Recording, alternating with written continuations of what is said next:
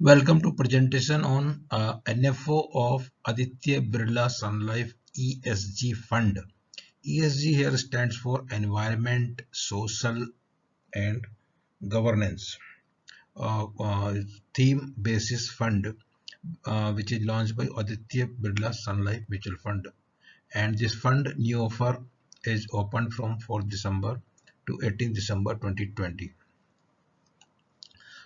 तो इसके बारे में चर्चा करते हैं कि ये स्कीम क्या है, किस तरह की है और क्या इसकी मतलब पुरानी स्कीम इस कैटेगरी की हैं और उनकी क्या परफॉर्मेंस रही और इसकी क्या संभावनाएं हैं, वो सब की चर्चा इस वीडियो में हम करेंगे। तो स्टार्ट करते हैं स्टैंडर्ड डिस्क्लेमर के साथ। Fact, figure and opinion in the presentation video are based on information available in different agencies and public domain and published in good faith. Viewer in their own interest may like to cross-check and verify information from concerned source before making any financial commitment. Stock market investment are subject to market risk. Consult your financial advisor before committing any money. तो mutual fund के बारे में basic knowledge का refresh करना चाहेंगे, क्योंकि यदि ये सब नॉलेज पुराने वीडियो में भी है, अगर आपने पुराने वीडियो में एक बार देख लिया है तो इसको स्किप कर सकते हैं, और अगर नहीं देखा है, जिन्होंने पुराने वीडियो नहीं देखे, जो पहली बार ये हमारा वीडियो देख रहे हैं, तो उनकी जानकारी के लिए जो है रिफ्रेश करने के लिए ये कुछ 4 स्लाइड्स जो है शुरू का दिया हुआ है। तो म्यूचुअल फंड क्या है? म्यूचुअल फंड एक ट्रस्ट होता है जो इन्वेस्टर का पैसा पूल करता है, छोटे छोटे इन्वेस्टर का पैसा पूल करके वो फंड मैनेजर को देते हैं और फंड मैनेजर उसको इन्वेस्ट करता है मार्केट में, सिक्योरिटीज में, शेयर्स में, डिबेंचर में, बॉन्ड में, और उससे जो इनकम जनरेट होती है रिटर्न के रूप में, वो जो है वापस इन्वेस्टर को दे दिया जाता है। और इस जो काम करते हैं फंड मैनेजर, उसके लिए वो उसका फीस चार्ज करते हैं, और फीस जो है वो बेस करती है टोटल कितना पैसा मैनेज करते हैं, और जिसको कि हम म्यूचुअल फंड की भाषा में असेट अंडर मैनेजमेंट बोलते हैं, AUM। तो फंड मैनेजर का फीस जो है वो AUM के ऊपर डिपेंड करता है, और उसी के साथ जो फंड हाउस है, फंड हाउस में म्यूचुअल फंड, उसका भी फीस जो है असेट अंडर मैनेजमेंट के ऊपर डिपेंड करता है, क्योंकि वो परसेंटेज में डिसाइड होता है। और इसलिए आप भले ही डायरेक्ट प्लान में इन्वेस्ट करें या रेगुलर प्लान में इन्वेस्ट करें, ये चीज जो कॉस्ट है ये आपकी हमेशा बनी रहती है। तो ये बोलने का मतलब ये है कि जिन फंड हाउस का या जिन फंड का असेट अंडर मैनेजमेंट बहुत छोटा है, तो उनको ये खर्चा चलाने में डे टू डे बेसिस का जो आपका फंड हाउस, ऑफिस, वो सब मेंटेनेंस का वो काफ़ी नहीं होता, और इसलिए उनकी जो है थोड़ा सा निवेश करने के पहले ये सारे जो पॉइंट जो आपको देखने चाहिए। तो अब दूसरा जो है, इनकम किस तरह से होती है, वो होती है कैपिटल गेन्स के रूप में होती है, अप्रिसिएशन के रूप में होती है, या फिर कुछ जो है जो डिस्ट्रीब्यूशन करते हैं उस प्रकार से इनकम म्यूचुअल फंड जो है इन्वेस्टर्स को पास ऑन करते हैं। दूसरा एक बहुत बड़ा फायदा म्यूचुअल फंड में इन्वेस्टमेंट करने की जो प्रोसेस है, उसमें अगली स्लाइड में दिखाया जाएगा। थोड़ा सा मामूली जानकारी इधर दिया जा रहा है कि जो टैक्स इफिशिएंसी जो है इनमें हो जाती है। डायरेक्ट आप इन्वेस्टमेंट करते हैं शेयर में या डिबेंचर बॉन्ड्स में, तो उसके मुकाबले या उसी तरह की अगर म्यूचुअल फंड में इन्वेस्टमेंट करते हैं, मतलब इक्विटी म्यूचुअल फंड में करते हैं, या आप बैलेंस म्यूचुअल फंड में करते हैं, जिनको अभी हाइब्रिड म्यूचुअल फंड बोलते हैं, या फिर आप जो है डेट में करते हैं, तो उसका टैक्स एफिशिएंसी किस प्रकार से बढ़ता है कि अगर आप डायरेक्ट इन्वेस्टमेंट करते हैं तो आपका सीधा सीधा टैक्स लायबिलिटी आता है जो डिविडेंड है उसके लिए, और जो कैपिटल गेन्स का तो 10% और शॉर्ट टर्म का 15% जो है उसी हिसाब से डायरेक्ट आ जाएगा। और वो कब आएगा? जैसे ही आप कोई भी ट्रांजेक्शन में तो खरीद बेचेंगे, तो immediately that liability will arise. But in mutual fund में क्या है, आपने 10 साल के लिए इन्वेस्ट किया, फंड मैनेजर बेच रहा है, खरीद रहा है और करता जा रहा है। आपने 10,000 रुपया इन्वेस्ट किया, बहुत दिन तक आपने रखा, उसका क्या बोलते हैं, 1 लाख हो गया, 2 लाख हो गया, 4 लाख हो गया, 10 लाख हो गया, तो उसमें जब तक आप बेचेंगे नहीं तब तक आपका कोई टैक्स लायबिलिटी नहीं आएगा। लेकिन अगर वही पैसा आप शेयर में लगाते हैं, एक शेयर में तो आप इतना दिन रख सकते हैं, तो ऐसा शेयर बहुत ही मुश्किल से आपको मिलता है, और आपको लगता है कि इस शेयर में बेच के दूसरे शेयर में चले जाए, द मोमेंट अभी बेचते तो आपका टैक्स लायबिलिटी इमीडिएटली आ जाता है। तो म्यूचुअल फंड में जो है वो टैक्स लायबिलिटी तभी आएगा जब आप फाइनली उसको जो है प्रॉफिट को बुक करेंगे।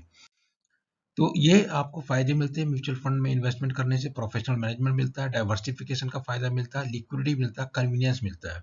अभी सभी कुछ जो है ऑनलाइन आप घर में बैठे कर सकते हैं। आपको ना कोई डीमेट अकाउंट खुलवाने की ज़रूरत है और कुछ भी ज़रूरत नहीं है, सब कुछ जो है सुविधाएं उपलब्ध हैं। टैक्स एफिशिएंसी का हम डिस्कस कर चुके हैं। और थोड़ा सा हिस्ट्री के बारे में जानना जो इंटरेस्टेड हैं वो देख सकते हैं, दूसरे लोग स्किप कर सकते हैं। और 1964 में जो है unit scheme 64 UTI mutual fund की स्थापना हुई थी यूटीआई एक्ट के द्वारा, जो पार्लियामेंट ने पास किया। और यूएस 64 पहली म्यूचुअल फंड स्कीम थी और वो अपनी कुछ यूनिक प्रकार की स्कीम थी जो 2002 में उसको ख़त्म कर दिया गया। और 2002 में जो है जो नया यूटीआई म्यूचुअल फंड जो है अस्तित्व में आया। और उसके अलावा दूसरा फेज जब चला, मतलब 863 से 87 तक एक ही म्यूचुअल फंड होता था, वो था यूटीआई म्यूचुअल फंड। और उसके बाद 87 से 93 के बीच में पब्लिक सेक्टर इंस्टीट्यूशन थे जैसे एसबीआई वगैरह हैं, इनके म्यूचुअल फंड लॉन्च हुए। 93 से प्राइवेट सेक्टर म्यूचुअल फंड जिनकी शुरुआत हुई थी कोठारी पायनियर म्यूचुअल फंड से। और उसके बाद जो है अभी 92 में सेबी का गठन हो गया, तो सेबी ने 1996 में म्यूचुअल फंड रेगुलेशंस बनाए। और उसके बाद जो है ये जो है काफ़ी रेगुलेटेड एंटिटी हो गई है म्यूचुअल फंड। उनके फंड मैनेजर हों या फंड हाउस हों या डिस्ट्रीब्यूटर हों, सभी they are highly regulated and they are means highly professionalised. उनका फ्रीक्वेंट ट्रेनिंग होता है और उनके लिए बहुत सारे कोड ऑफ कंडक्ट और सब जो है लागू किए जा चुके हैं। तो उसमें आपका पैसे की जो है सुरक्षा उसी प्रकार से बढ़ जाती है, कोई दाएं बाएं करने की गुंजाइश जो है नगण्य हो जाती है। बिरला म्यूचुअल फंड अस्तित्व में आई करीब 95 में। उसकी पहली स्कीम जिसका अभी नाम है बिरला सन लाइफ इक्विटी हाइब्रिड 95 फंड, पहले उसका नाम कुछ बिरला इक्विटी 95 ऐसा कुछ नाम था। तो अभी जो आप देख रहे हैं ये जो नए नए फंड आ रहे हैं, उसका कारण ये है कि 6 अक्टूबर 2017 को सेबी ने म्यूचुअल फंड का कैटेगराइजेशन कर दिया, जिसमें कुछ कैटेगरी फिक्स कर दी गई है। और उसके पहले क्या होता था कि जिस फंड हाउस के जो मर्जी में नाम आता था वो नाम रखता था। और जो निवेशक को बहुत मुश्किल हो जाता था कि वो किस जहाँ इन्वेस्ट कर रहा है उसमें एक्चुअली कहाँ इन्वेस्ट कर रहा है ये जानना एक काफ़ी बेहद मुश्किल काम हो गया था। तो जब ये जब क्लासिफिकेशन हो गया, तो क्लासिफिकेशन में क्या किया है कि जो 10 प्रकार की इक्विटी स्कीम है और उसके बाद जो है एक उनमें इक्विटी स्कीम जो 11वें नंबर की flexi cap fund yellow colour में दी हुई है, वो 6 नवंबर 2010 यानी अभी उसकी जो है इंट्रोड्यूस किया है, सेबी ने उसको अप्रूव कर दिया। अभी कोई भी फंड हाउस उस स्कीम को लॉन्च कर सकता है। डेट कैटेगरी में 16 स्कीम है, हाइब्रिड कैटेगरी में 6 है, सोल्यूशन ओरिएंटेड स्कीम 2 हैं और अदर स्कीम में 2 हैं। तो अभी ये जो पर्टिकुलर आपका फंड आया है ये है इक्विटी और ये थीमेटिक फंड है। ESG एज ए थीम जो आदित्य बिरला सन लाइफ म्यूचुअल फंड ने चुन के इस फंड को लॉन्च किया है। तो सेक्टर ऑब्लिक थीमेटिक कैटेगरी में है। अब इसका कारण ये है कि फंड हाउस को रेस्ट्रिक्शन है कि जो 10 स्कीम है, 10 में सभी स्कीम में वो सिर्फ एक एक फंड लॉन्च कर सकते हैं। तो अभी आदित्य बिरला सन लाइफ म्यूचुअल फंड का सभी स्कीम में एक एक फंड है ऑलरेडी। और अभी उनके पास अगर उनको नया फंड कुछ लॉन्च करना चाहते हैं, अपना AUM बढ़ाना चाहते हैं, तो यही बचता है सेक्टोरल थीमेटिक। इस कैटेगरी में उनके ऑलरेडी पहले भी 6-7 फंड ऑलरेडी अवेलेबल हैं, जिनका बाद में डिस्कस करेंगे। तो बेसिकली जो सेक्टरल या थीमेटिक फंड होते हैं उनमें वो भी ओपन एंडेड इक्विटी स्कीम है। अगर वो सेक्टर है तो सेक्टर का नाम मेंशन किया जाएगा, थीमेटिक है तो थीम का नाम है। तो ये बेसिकली ESG थीम है। थीम में क्या किया गया है कि जो environmentally conscious, socially responsible and corporate governance वाली जो कंपनियां हैं उनको चुना जाएगा और उन्हीं में मिनिमम इन्वेस्टमेंट उनके इक्विटी और इक्विटी रिलेटेड इंस्ट्रूमेंट में जो है 80% तक ये इसका प्रेस्क्राइब्ड रिक्वायरमेंट है। बाकी इस पर्टिकुलर फंड के बारे में जो दिया हुआ है वो आगे डिस्कस करेंगे। तो ESG स्कीम जो थीमेटिक फंड है, क्यों उसमें जाएं हमको नहीं समझते, क्योंकि इस पर्टिकुलर कैटेगरी में जब भी क्या होता है बाजार में, जो अभी आजकल माहौल चल रहा है इसी तरह का माहौल था 2007-8 में। तो उस समय सभी फंड हाउस एक के बाद एक जो इंफ्रास्ट्रक्चर फंड लॉन्च किए और निवेशकों ने उस इंफ्रास्ट्रक्चर फंड में उसमें बहुत बड़ी बड़ी बातें किया और पैसा लगा दिया। जो पैसा जो है कुछ उसमें सेक्टोरल फंड में एक्चुअली क्या, ये थीमेटिक हो या सेक्टोरल हो, इनमें थोड़ा रिस्क एलिमेंट काफ़ी ज़्यादा होता है। और इसमें जो है टाइमिंग की आवश्यकता होती है, आपको मार्केट का मूड उस पर्टिकुलर सेक्टर के लिए या उस पर्टिकुलर थीम के लिए किस तरह का है, और वो जब आप निवेश कर रहे हैं, जब आप निकल रहे हैं, तो वो आपको अगर बहुत ज़्यादा जानकारी नहीं है, तो हमारा सुझाव यही है कि आप जो है प्लेन वेनिला से हमारा मतलब है, आप सोचिए मिड कैप में इन्वेस्ट कीजिए, या तो स्मॉल कैप में इन्वेस्ट कीजिए, या तो लार्ज कैप में इन्वेस्ट कीजिए, और यही है जिनमें सब कुछ आपको निचोड़ मिल जाएगा। बाकी जो है नए नए नाम के चक्कर में मत पड़िए, unless you are very sophisticated investor और चीज़ें बहुत बारीकी से समझते हैं। अगर नहीं समझते तो प्लेन वेनिला प्लेन वेनिला लंबे समय के लिए इन्वेस्ट कर रहे हैं, बहुत लंबे समय के लिए कर रहे हैं, तो मिड कैप में कीजिए, स्मॉल कैप में कीजिए, और अगर 3 साल 4 साल के लिए करें तो लार्ज कैप में कीजिए या मल्टी कैप में कीजिए। मल्टी कैप में भी फंड हाउस ने बहुत गड़बड़ी किया है, तो हम इसलिए उसको भी सुझाव नहीं देते। एक आपकी कैटेगरी फोकस फंड है, जिसमें भी हमने एक वीडियो दिया हुआ है। फोकस फंड भी जो है अच्छा, उसमें ठीक से कंसंट्रेटेड बैठ लेता है, तो उसमें फायदा होता है, और इस तरह की रिस्क जो सेक्टर रिलेटेड रिस्क, ये सब तरह की रिस्क उसमें नहीं होती। तो बाकी जब देखते हैं फंड हाउस के बारे में, तो कंप्लीट ओवरऑल बेसिस में देखते हैं, तो सितंबर और वाली जो तिमाही है, जून सितंबर जुलाई सितंबर वाली है तो उसमें ये हुआ आपका एसेट अंडर मैनेजमेंट जो 27,60,000 करोड़ टोटल थे म्यूचुअल फंड के, जिनमें से 4,21,000 करोड़ एसबीआई नंबर 1 पे है, और एचडीएफसी म्यूचुअल फंड 3,75,000 करोड़ के साथ दूसरे नंबर पे, आईसीआईसीआई 3,60,000 करोड़ के साथ तीसरे नंबर पे, और आदित्य बिरला सन लाइफ 2,38,000 करोड़ के साथ में जो है चौथे नंबर पे एयूएम के मामले में है। तो उस हिसाब से बहुत बुरा नहीं है, मगर वही चीज है, आप जब ईएसजी के बारे में आप सुनते हैं तो आपको थोड़ा सा सोच विचार करने की जरूरत है। तो ईएसजी में क्या है, फंड पोजीशनिंग, इसमें इन्वेस्टमेंट अप्रोच किस तरह का रहेगा, तो ये बोलते हैं कि 6 से 60 से 80% तक लार्ज कैप में इन्वेस्ट करेंगे, और रिमेनिंग मिडिल स्मॉल कैप में। ये हो गया मार्केट कैप एग्नोस्टिक है, इसका मार्केट कैप से इनका कोई लेना देना जरूरी नहीं है, बट इंडिकेटिव फिगर 60 से 80% तक उसमें रहेगा, बाकी मिड स्मॉल में रहेगा। और ये जो है फॉरिन में भी जो 35% तक इन्वेस्टमेंट कर सकते हैं, और ये कहने को बोल रहे हैं कि टू लेवल हम रहेंगे, तो वो कितना टू लेवल है वो भी हम चर्चा करेंगे। और इनका ये मानना है कि फोकस पोर्टफोलियो 40-50 स्टॉक का रखेंगे, और blend of top down bottom approach से जो स्टॉक सिलेक्शन होंगे, सस्टेनेबल ग्रोथ ओरिएंटेशन जो है पोर्टफोलियो होगा, और जो है फंड जो है किसके लिए सुटेबल है, long term equity investor with investment horizon 5 year and above. तो 5 ईयर एंड अबव के लिए अगर आपको प्लेन वेनिला में चाहिए, तो आप मिड कैप या स्मॉल कैप में जा सकते हैं, जो एग्जिस्टिंग फंड है। और अगर आप बहुत सोफिस्टिकेटेड हैं, तो आप इस फंड में निवेश करने के बारे में सोच सकते हैं। तो ईएसजी क्या है, इन्वायरमेंटल इम्पैक्ट के बारे में जो चिंता करती है कंपनियां, सोशली रेस्पॉन्सिबल हैं, और कॉर्पोरेट गवर्नेंस पे प्रोसेस फोकस करती हैं। तो ये मानना है ओवरऑल बेसिस में कि जो कंपनियां ये सब चीज़ों की चिंता करती हैं, वो अच्छा प्रॉफिटेबल रहती हैं, और उनको क्या है, कुछ झटके लगने की संभावना कम रहती है, जो रिस्क एलिमेंट जो है उनमें कम हो जाता है। तो इनमें पिलर ये है एनवायरमेंटल में, जैसे कि कार्बन इमिशन है, कुछ उसमें कोई टैक्स लगा दिया कार्बन पे, या कोई नया उसमें वर्ल्ड वाइड जो है वर्ल्ड लेवल पे कुछ चेंज आते हैं, क्लाइमेट चेंज से रिलेटेड कुछ होता है, जैसे कोई आपकी ग्रीन हाउस गैसेस को लेके कुछ गैस का प्रोडक्शन बंद हो गया, या कुछ हो गया, इस तरह का बिजनेस अगर यदि कंपनी करती है, तो उसकी बिजनेस पे एडवर्स इफेक्ट पड़ता है, उसको अपना पूरा चेंज करना पड़ता है। वेस्ट मैनेजमेंट, वाटर मैनेजमेंट, वो वाटर कंजम्पशन कंजर्वेशन करते कि नहीं करते हैं, डिफॉरेस्टेशन को आपका अगर रॉ मटेरियल फॉरेस्ट से आता है, और तो डिफॉरेस्टेशन जगह जगह ड्राइव चलती है, तो आपको ये रिस्क रहता है कि कभी वो प्रॉब्लम आ सकती है। सोशली रिस्पॉन्सिबल होना चाहिए, कस्टमर सेटिस्फेक्शन, लेबर वगैरह के लिए, जेंडर डाइवर्सिटी, तो ये सब इशू पे कंपनी बहुत ध्यान देती है। और गवर्नेंस के बारे में अभी एक्चुअली देखा जाए तो ब्रॉडली अभी भी आपको म्यूचुअल फंड को अगर किसी भी इन फंड में किसी भी पर्टिकुलर कंपनी में इन्वेस्टमेंट करना है, तो कॉर्पोरेट गवर्नेंस तो उसको देखना ही है। और तो इसमें ऐसा कुछ नया नहीं है, जो मतलब इसीलिए हम बोल रहे हैं बार बार कि अगर आप बहुत सोफिस्टिकेटेड हैं और आप जरूर जानते हैं कि इससे कुछ मिलेगा, तभी आप इसमें जाइए।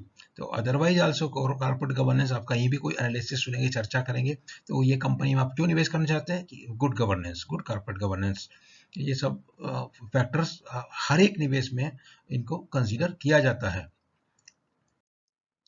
तो ये रिस्क है इसमें, जो उनकी क्या संभावनाएं हैं, थोड़ा पढ़ने के लिए जिनको बहुत इंटरेस्ट है तो ये पॉज करके पढ़ सकते हैं। और बाकी जो है ये इस तरह की कुछ घटनाएं हुई हैं जो एनवायरमेंटल रिलेटेड। तो किसी को फाइन हो गया था $100 मिलियन का, ग्लोबल ऑटो मेजर कौन कंपनी, यूएस में, नाम नहीं दिया।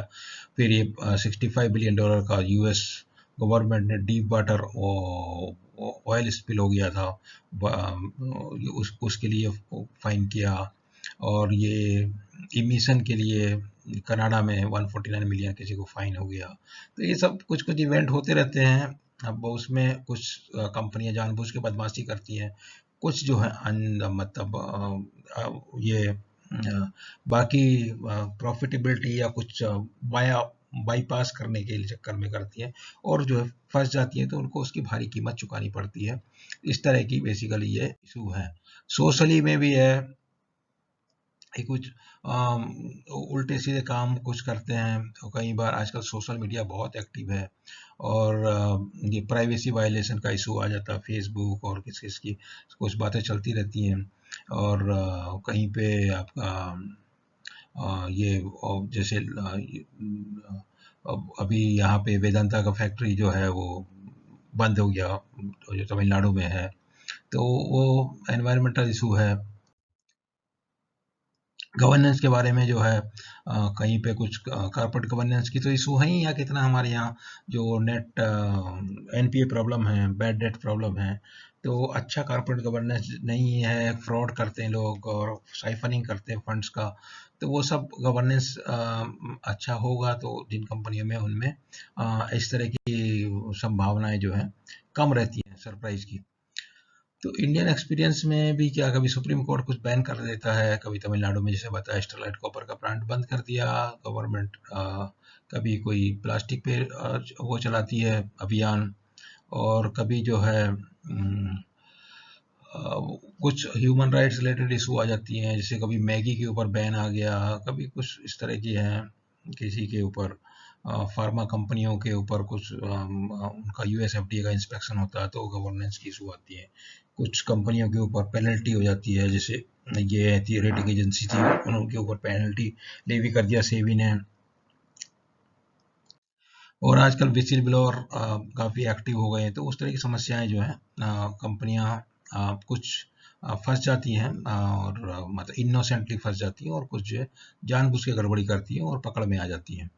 तो बिजनेस सस्टेनेबिलिटी, ऐसा बोलते हैं कि ईएसजी इंप्रूव करता है बिजनेस सस्टेनेबिलिटी, बट हमारा साथ साथ ये मान के चलिए, जो आप अगर प्लेन वनीला इन्वेस्टिंग करते हैं और फंड हाउस को जो भी आप मैंडेट देते हैं कि आपका पैसा मिड कैप में या स्मॉल कैप में इन्वेस्टमेंट करना है, तभी भी आपको ये तो उसको फंड मैनेजर को देखना ही है कि बिजनेस सस्टेनेबल, जहाँ भी जिस बिजनेस में वो इन्वेस्ट करता है वो सस्टेनेबल बिजनेस है और प्रॉफिटेबल बिजनेस है, और ये इस तरह की जो हेरा फेरी में शामिल नहीं है। तो इस फंड में जाने से भी आपको वही मिलता है जो उस फंड में जाने से मिलता है, नया कुछ नहीं मिलता, खाली एक नाम नया मिलता है। दूसरा आपका जो है ईएसजी से बिजनेस सस्टेनेबिलिटी इंप्रूव होती है, वही हम अभी चर्चा की है। उसके बाद आप देखेंगे कि जो है इनका कहना है कि जो है वो रिटर्न का वोलेटिलिटी कम होगा, और वो ठीक है। दोनों इन्होंने जो है ये ग्राफ वगैरह प्लॉट करके दिखाया है। बाकी रेस्पॉन्सिबल इन्वेस्टिंग तो ऐसे भी फंड मैनेजर को आप पैसा देते हैं, तो आप किसी भी स्कीम में अगर उसको पैसा देते हैं तो you will always expect him to invest responsibly, not only for ESG fund but also for mid cap fund, small cap fund और any other fund, and that is compulsory part, so there is nothing new as far as that part is concerned.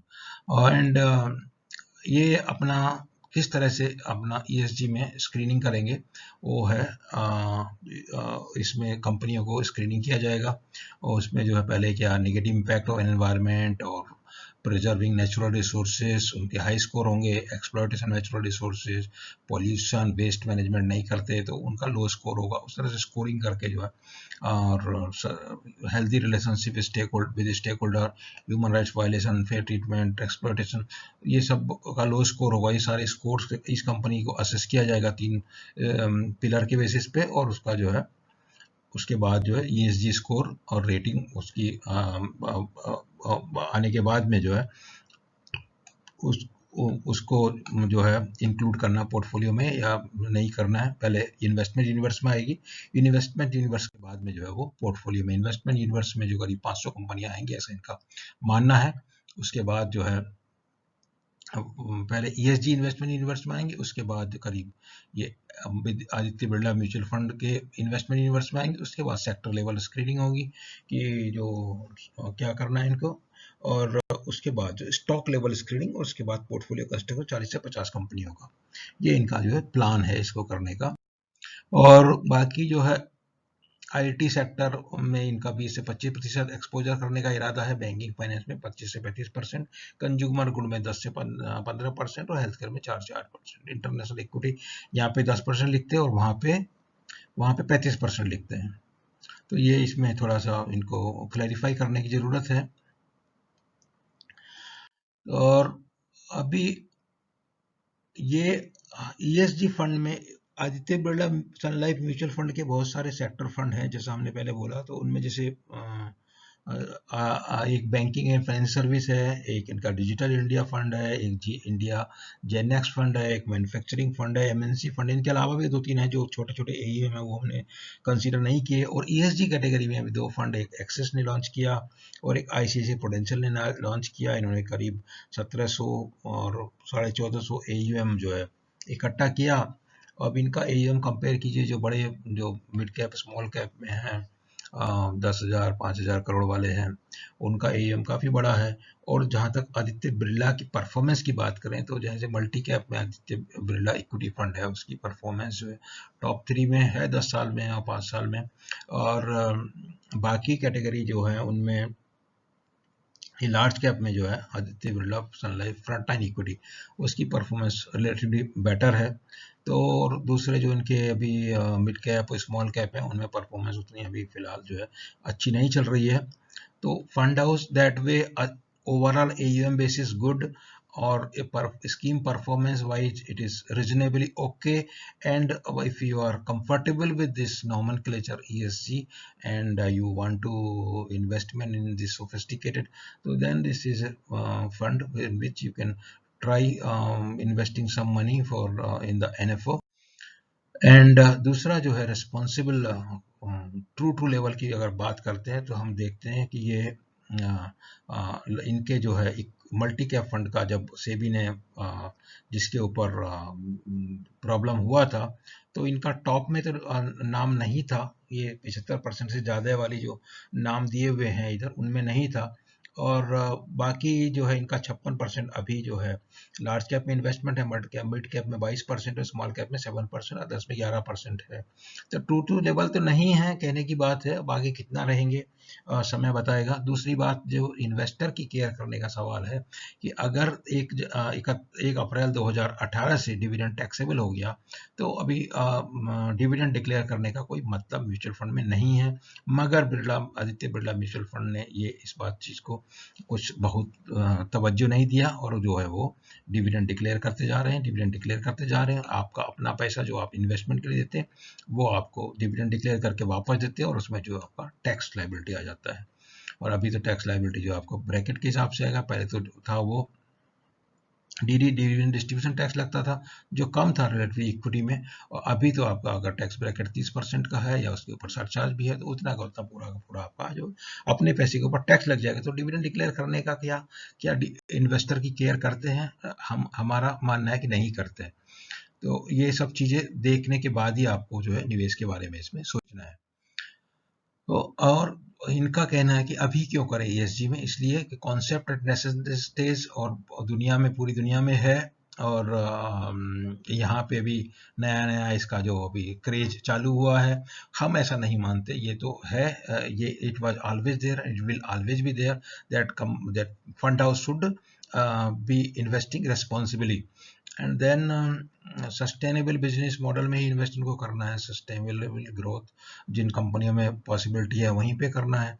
तो ये सब अच्छी बात है। बाकी इसकी जो जानकारी है वो सत्यव्रता मोहंती जो है फंड मैनेजर है, इनके ओवरसीज के लिए विनोद भट्ट है। ओपन एंडेड स्कीम है जो इस ये थीम पे काम करेगी।